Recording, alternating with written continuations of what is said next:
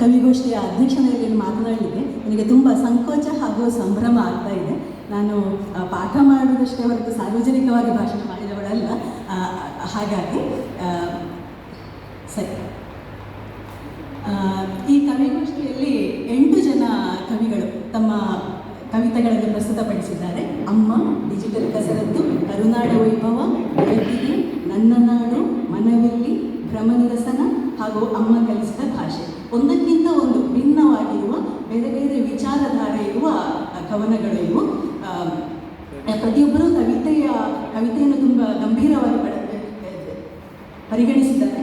ಆಮೇಲೆ ಅದನ್ನು ಸುಂದರವಾಗಿ ಪ್ರಸ್ತುತಿಪಡಿಸಿದ್ದಾರೆ ಕೂಡ.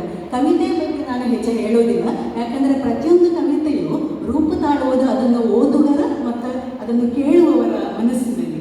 ಹಾಗಾಗಿ ಈಗ ಒಂದು ಪ್ರಶ್ನೆ, ಈ ರೀತಿಯ ಕವಿಗೋಷ್ಠಿಗಳು ಯಾಕೆ ಬೇಕು ಅಂತ. ಯಾಕೆ ಮೊದಲನೇದಾಗಿ ಈ ಭಾಷೆ ಎನ್ನುವುದು ಬೆಳೆಯುವುದು ಅದನ್ನು ಬಳಸುವುದರಿಂದ. ಕವಿತೆ, ನಾಟಕ, ಭಾಷಣ, ನೃತ್ಯ, ಈ ರೀತಿ ಭಾಷೆಯನ್ನು ನಾವು ಬಳಸಿದರೆ ಮಾತ್ರ ಅದು ಬೆಳೆಯುತ್ತಾ ಹೋಗುತ್ತದೆ.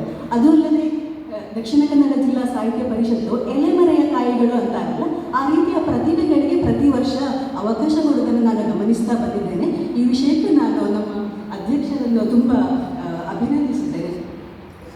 ಇನ್ನು ಕವಿತೆಯ ಇನ್ನೊಂದು ವಿಶೇಷತೆ ಏನಂದರೆ, ಒಂದು ಕವಿತೆ 10 ಸಾಲಿನ ಒಂದು ಕವಿತೆಯಲ್ಲಿ ನಾವು ಒಂದು ಕಾದಂಬರಿಯಲ್ಲಿ ಹೇಳಬಹುದಾದನ್ನು, ಒಂದು ಲೇಖನದಲ್ಲಿ ಹೇಳಬಹುದಾದನ್ನು ಬಹಳ ಸೂಚ್ಯವಾಗಿ ಪ್ರತಿಮೆಗಳನ್ನು, ರೂಪಕಗಳನ್ನು ಬಳಸಿ ಹೇಳಲಿಕ್ಕಾಗ್ತದೆ. ಇದು ಕವಿತೆಗಳಿರುವ ಇನ್ನೊಂದು ವೈಶಿಷ್ಟ್ಯ.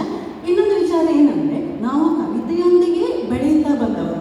ಜೋಗುಳದ ಹಾಡುಗಳಿರಬಹುದು, ತಟ್ಟು ಚಪ್ಪಾಳೆ, ಪುಟ್ಟ ಮಗು ಎನ್ನುವ ಪುಟಾಣಿ ಬಾಲವಾಡಿಯಲ್ಲಿರುವ ಪದ್ಯಗಳಿರ್ಬೋದು, ಅನಂತರ ಸಿನಿಮಾ ಹಾಡುಗಳಿರ್ಬೋದು, ಭಜನೆಗಳಿರ್ಬೋದು. ಈ ರೀತಿ ಕವಿತೆ ಎನ್ನುವುದು ಒಂದು ನದಿಯ ಹಾಗೆ ನಮ್ಮೊಂದಿಗೆ ಪ್ರವಹಿಸುತ್ತಾ, ನಮ್ಮನ್ನು ಪ್ರಫುಲ್ಲಗೊಳಿಸುತ್ತಾ, ನಮ್ಮ ಯೋಚನೆಗಳಿಗೆ ಹಿಂಬಾಗುತ್ತಾ, ನಮ್ಮೊಂದಿಗೆ ಬೆಳೆಯುತ್ತಾ ಹೋಗುತ್ತದೆ. ಆಮೇಲೆ ಕಾವ್ಯ ಎನ್ನುವುದು ಒಂದು ಸಂಸ್ಕಾರ ಕೂಡ. ಒಬ್ಬರಿನಲ್ಲಿ ಕವಿ ಹೃದಯ ಬಂದಿದೆ ಅಂದರೆ ಸಮಾಜಕ್ಕೆ ಒಂದು ಉಪಯೋಗವಾಗುವ ಒಂದು ವ್ಯಕ್ತಿ ಅಲ್ಲಿ ಇದ್ದಾನೆ ಅಥವಾ ಇದ್ದಾಳೆ ಅಂತ. ಹಿಂದಿನ ಕಾಲದಲ್ಲಿ ಕವಿಗಳಿಗೆ ರಾಜಾಶ್ರಯ ಅಂತ ಇರ್ತಿತ್ತು, ಈಗ ಪ್ರಜೆಗಳೇ ಪ್ರಭುಗಳು. ಹಾಗಾಗಿ ಅವಕಾಶಗಳನ್ನು ಸದುಪಯೋಗಗೊಳಿಸುವುದರಲ್ಲಿ ತಪ್ಪೇನಿಲ್ಲ. ಅದೇ ರೀತಿ ಈಗ ತಂತ್ರಜ್ಞಾನ ಕೂಡ ಬೇಕಾದಷ್ಟು ಬೆಳೆದಿದೆ. ಫೇಸ್ಬುಕ್ ಲೈವಲ್ಲೇ ಪುಸ್ತಕ ಬಿಡುಗಡೆ ಮಾಡಿದವರಿದ್ದಾರೆ, ವಾಟ್ಸಪ್ ಗ್ರೂಪ್ಗಳಿವೆ.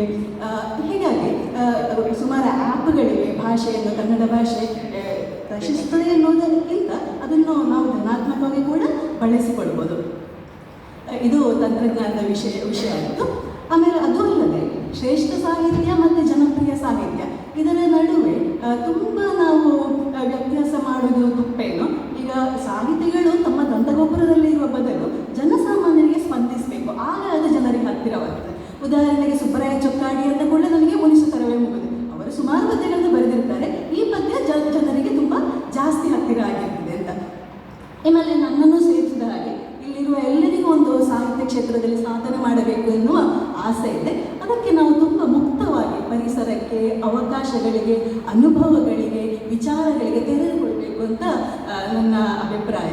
ನಮಗೆ ವೈದೇಹಿಯವರು ಒಂದು ಲೇಖಕಿಯರ ಕಮ್ಮಟದಲ್ಲಿ ಹೇಳಿದರು, ಎಲ್ಲರೂ ಬೋರ್ ಆಗ್ತದೆ ಅಂತ ಹೇಳ್ತಾರೆ. ಯಾಕೆ ಬೋರ್ ಆಗಬೇಕು? ಈ ವಯಸ್ಸಿನಲ್ಲಿ ನನಗೆ ಬೋರ್ ಆಗ್ತಾ ಇಲ್ಲ.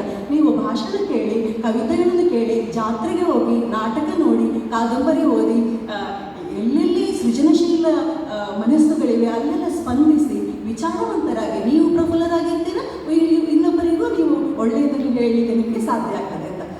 ಅದೊಂದು ವಿಷಯ. ಇನ್ನೊಂದು ಕವಿಗಳಿಗೆ ಸಾಮಾಜಿಕ ಬದ್ಧತೆ ಬೇಕಾ ಅಂತ ನಮ್ಮ ಪ್ರದೀಪ್ ಕುಲ್ಕರ್ ಅವರು ಹೇಳ್ತಾ ಇದ್ರು. ಕವಿಗೆ ಖಂಡಿತವಾಗಿ ಸಾಮಾಜಿಕ ಬದ್ಧತೆ ಬೇಕು ಅಂತ. ಕೈಯಾರಕ್ಕೆ ನಿನ್ನರಹಿಯವರು ಬರೆದ ಕವಿತೆಗಳು ಅವರ ಕಾಲಘಟ್ಟಕ್ಕೆ ತುಂಬ ಅನ್ವಯ ಆಗಿದೆ. ಈಗ ಕೂಡ ಅವರು ಬರೆದ ಕವಿತೆಗಳು ಅನ್ವಯವೇ. ಈಗಿನ ಕವಿಗಳು ಈಗಿನ ಪ್ರಸ್ತುತ ಸಮಸ್ಯೆಗಳಿಗೆ ಸ್ಪಂದಿಸ್ತಾ ಇರಬೇಕು ಅಂತ. ಇನ್ನೊಂದು, ಕವಿಯಾಗಿ ಅಥವಾ ಕವಿತ್ರಿಯಾಗಿ ಬೆಳೆಯಲಿಕ್ಕೆ ನಾವು ಪರಂಪರೆಯ ಸತ್ವವನ್ನು ಇರಬೇಕು. ಅಂದರೆ ಓದು, ವಿಸ್ತಾರವಾದ ಓದು ನಮ್ಮ